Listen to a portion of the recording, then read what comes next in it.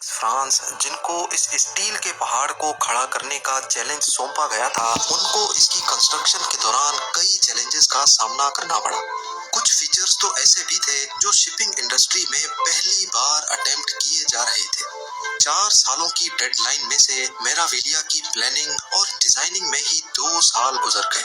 2015 में ऑफिशियली इसकी कंस्ट्रक्शन का आगाज हुआ, जबकि 2016 में इनको ये वेसल डिलीवर करनी थी।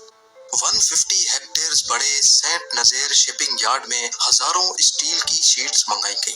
315 मीटर लंबी क्रूज शिप पर कौन से हिस्से में कौन सा पार्ट कितना बड़ा और किस शेप में होगा, ये डिजाइन पहले से रेडी थे। बस अब सिर्फ इनको काटना था और वही सबसे एक्यूरेसी वाला काम था। इसके लिए एक रोबोटिक आर्म की मदद ली गई। इस दौरान इनको एक शीट में से ज्यादा पीसेस काटने थे ताकि स्टील शीट की वेस्टेज कम से कम हो।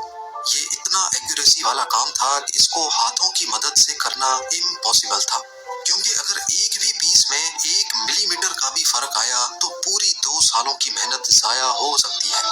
मेराविलिया को बनाने के लिए टोटल 3 लाख पीसेस चाहिए थे, वो भी अलग अलग शेप के। इन पीसेस को वेल्ड करके बहुत कॉम्प्लेक्स पार्ट्स बनाए जाने थे, जैसा कि ये बल्बस बो, जिसको मरीन इंजीनियर्स बल्ब भी कहते हैं। ये बड़ी बड़ी शिप्स के बिल्कुल फ्रंट एंड पे लगता है, जो क्रूज के दौरान पानी को काटने में मदद करता है। अगर ये बल्बस बो ना हो तो शिप्स को ज्यादा ड्रैग का सामना करना पड़ता है, और ज्यादा ड्रैग का मतलब है कि ज्यादा फ्यूल इस्तेमाल होगा। बल्बस बो के अलावा शिप का हल बनाना भी एक बहुत ही कॉम्प्लिकेटेड टास्क होता है। ये मेन बॉडी होती है जो लाखों टन वजनी शिप को पानी में फ्लोट करती है। इसका डिजाइन और शेप बहुत ही इम्पोर्टेंट होता है, क्योंकि ये अलग अलग समंदरों में अलग तरह से रिएक्ट करता है। सॉफ्टवेयर की मदद से 150 हल डिजाइन बनाए गए और फिर एक एक को सिमुलेटर पे टेस्ट किया गया। ये सारी टेस्टिंग एक डमी शिप पे की गई, जिसमें जगह जगह सेंसर्स लगाए गए। कितनी स्पीड पे पानी की फोर्सेस का शिप पर क्या असर होगा, ये सारी टेस्टिंग करने के बाद जो हल सबसे स्टेबल था उसको सेलेक्ट किया गया। अब बारी थी मेराविलिया के सबसे इम्पोर्टेंट हिस्से यानी प्रोपेलर्स की। 20 मीटर ऊंचे ये स्टील के देव 80,000 टन वजनी क्रूज शिप को चलाने की ताकत रखते हैं। एक एक का साइज करीब डबल स्टोरी बिल्डिंग और वजन एयरबस A320 से भी ज्यादा है। ये electric motors total 4 crore watts के बराबर बिजली खर्च करती हैं। यानी ये इतनी ही पावर है जिससे 35,000 1.5 टन के एयर कंडीशनर्स चलाए जा सकते हैं। इन इंजन्स को खास तौर पे ऐसे डिजाइन किया गया कि ये किसी किस्म की भी वाइब्रेशंस पैदा ना करें, और अगर करें भी तो इनके अंदर स्पेशल वाइब्रेशन डैम्पिंग मटेरियल लगाया गया है। इंजीनियर्स का क्लेम है कि ये इंजन्स मेराविलिया को हर किस्म की वाइब्रेशन से पाक रखेंगे।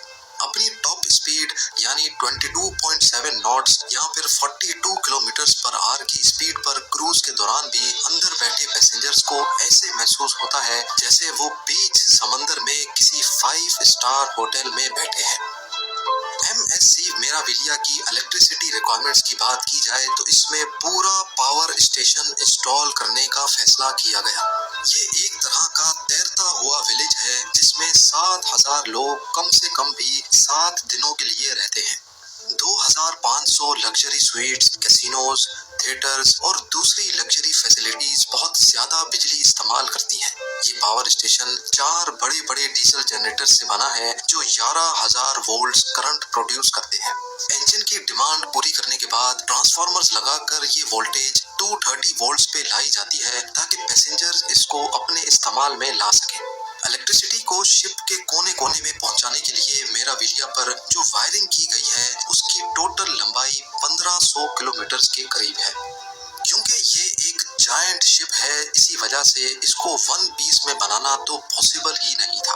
इंजीनियर्स ने डेडलाइन को पूरा करने के लिए इसके मुख्तलिफ मॉड्यूल्स को अलग अलग कंस्ट्रक्ट किया था। अब बारी थी असेंबली की, यानी तमाम मॉड्यूल्स को उठाकर एक दूसरे के ऊपर फिट करने की। ये एक तरह का जायंट पजल सॉल्व करने जैसी गेम थी।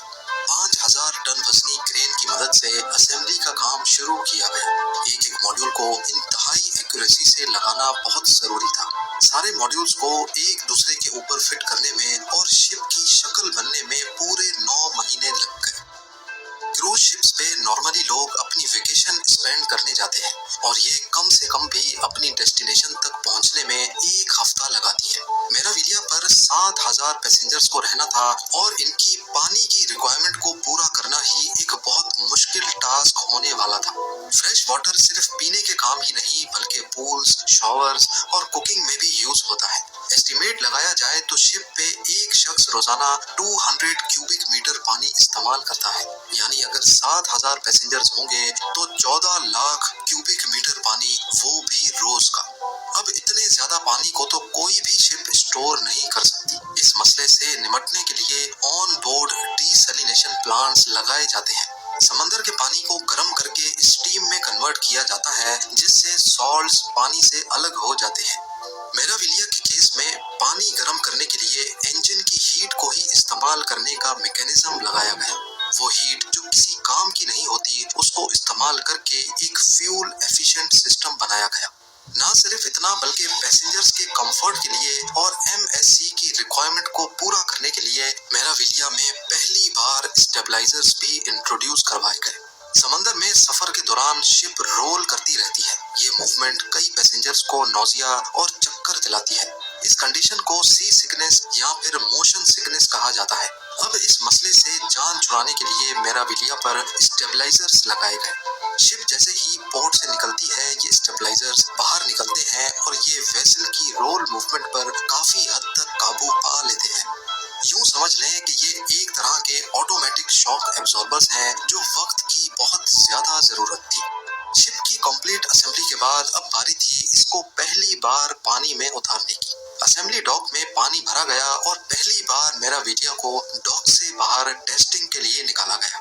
Engines, power generation, safety system और लीकेजेस चेक करने के बाद मेराविलिया को फिनिशिंग के लिए फिट करार दे दिया गया। अगर इंटीरियर डिजाइनिंग की बात की जाए तो मेराविलिया में 315 फीट लंबा sea front shopping mall, restaurant, cafe और रिलैक्सिंग के लिए एक chances on with ICICI Prudential Gold ETF. Log into your Demat account, search for ICICI Gold, place your purchase order and you're done. जब gold ETF की बात चलेगी ICICI पे ही आके रुकेगी। म्यूचुअल फंड निवेश बाजार जोखिम। एक पब्लिक स्पेस है जिसको गैलरिया मेराविलिया का नाम दिया गया है। होराइजन पूल जो कि रात के वक्त डांसिंग फ्लोर में कन्वर्ट हो जाता है। सिनेमा, स्पा, जिम और यॉट क्लब के साथ साथ 2500 super luxury sweets, bowling alley और F1 सिमुलेटर्स की फैसिलिटी भी मौजूद है। ये तमाम फिनिशिंग और डेकोरेशन का काम मुकम्मल करने के बाद STX ने वक्त से पहले ही इस शाहकार को MSC के हवाले करके अपना आखिरी चैलेंज भी पूरा कर दिया। MSC मेराविलिया मॉडर्न शिपिंग इंडस्ट्री के लिए किसी रोल मॉडल से कम नहीं है। 3 जून 2017 से ये इंजीनियरिंग मास्टरपीस सर्विस में है और इस पे सिर्फ एक दिन